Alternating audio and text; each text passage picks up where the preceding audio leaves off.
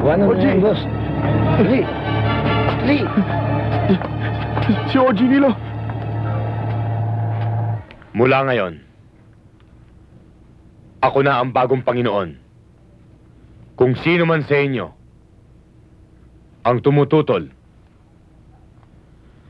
hanggang maaga ay magsalita na. Mabuti na yung nagkakaintindihan tayo. Maliwanag ba?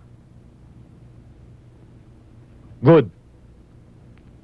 Ang unang gusto ko mangyari ay iharap niyo sa akin si Charlie ng buhay. Gusto ko ako mismo ang dudurog sa kanya. Junior, huwag mong daanin sa init ng ulo. Hindi makukuha yan sa padalos-dalos. At saan ko kukunin? Palibhasa hindi mo mga magulang ang napatay. Kaya kaya mo magsalita ng ganyan. Oo. Hindi ko nga sila tunay na mga magulang. Pero nang inampo nila ako, itinuring nila ako isang tunay na anak. At tinuring ko rin isang tunay na mga magulang. Kung mahal mo sila, huwag mo naman memenosan yung pagmamahal ko sa kanila. Pinabibigay sa ni Junior. Nangako ako. Nung pumasok ako ng seminaryo, na hindi na ako hahawak niyan. Kunin mo to para sa protection mo. Mainit sa baba. Bakit kaya hindi mo na lang kausapin ang Kuya Junior?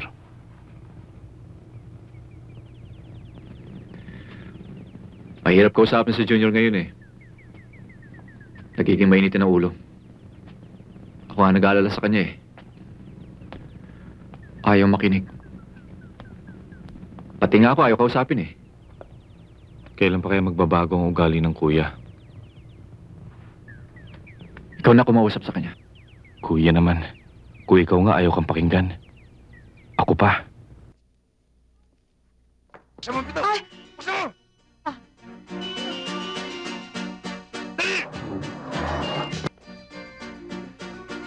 Ano yun?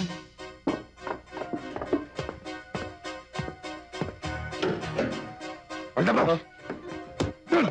Wag! Tumahimik lang ako kay Mel. Di kayo maano. Sige!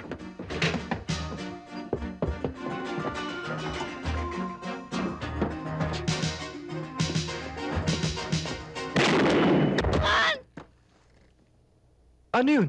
Hayop ka! Walang iyak ka! Hayop! Guste! Putok ng baril na!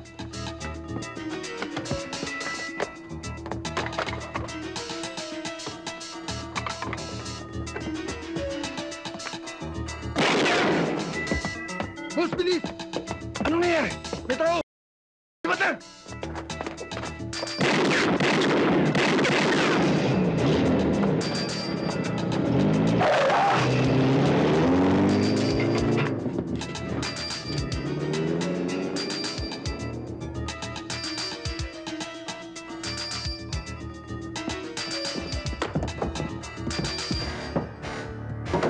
Ma'am?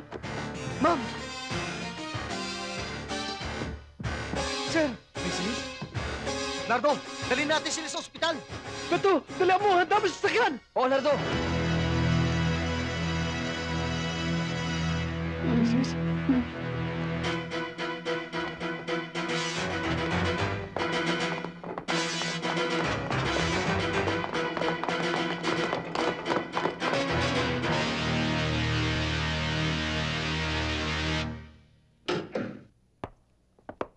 Dok, ano ang lagay ng mag-asawa?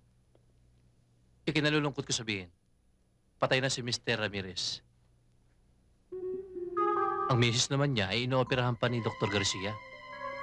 Gaanong kalaki ho ang tsansa mabuhay ni Mrs.? 50-50 ho ang chance. But don't worry. Ginagawa namin ng lahat para siya mailigtas. Excuse Salamat ho.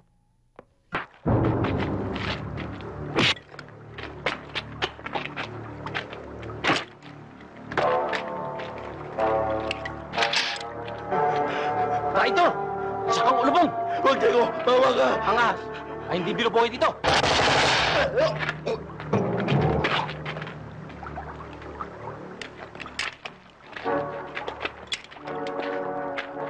Diego, paano ito? Paano dyan sa ilog yan? Kaya ng isda?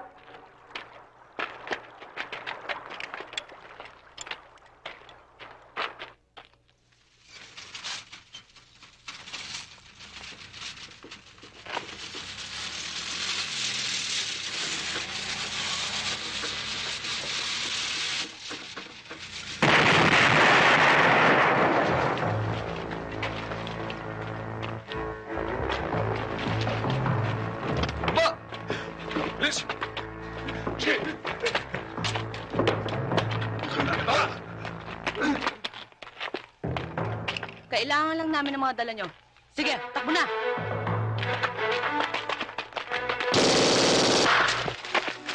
Tayo na!